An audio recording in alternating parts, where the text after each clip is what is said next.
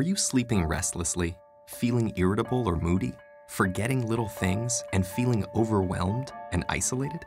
Don't worry, we've all been there. You're probably just stressed out. Stress isn't always a bad thing.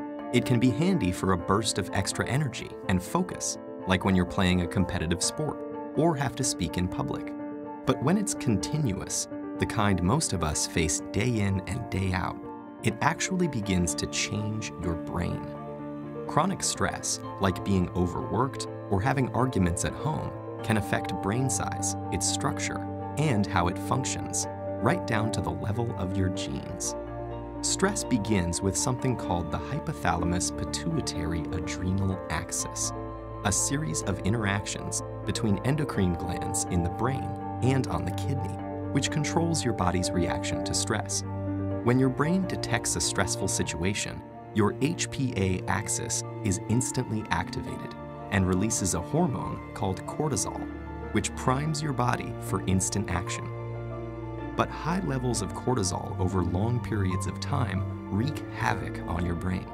For example, chronic stress increases the activity level and number of neural connections in the amygdala, your brain's fear center.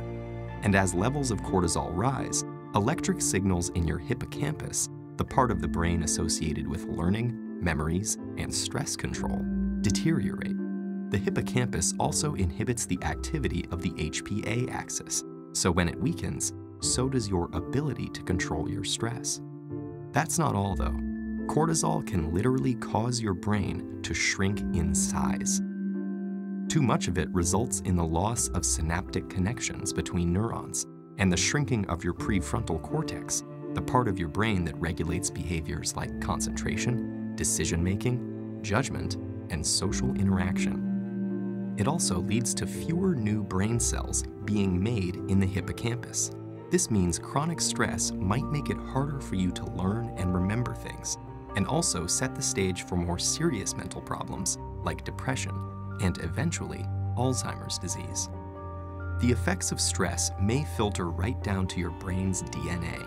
An experiment showed that the amount of nurturing a mother rat provides its newborn baby plays a part in determining how that baby responds to stress later in life.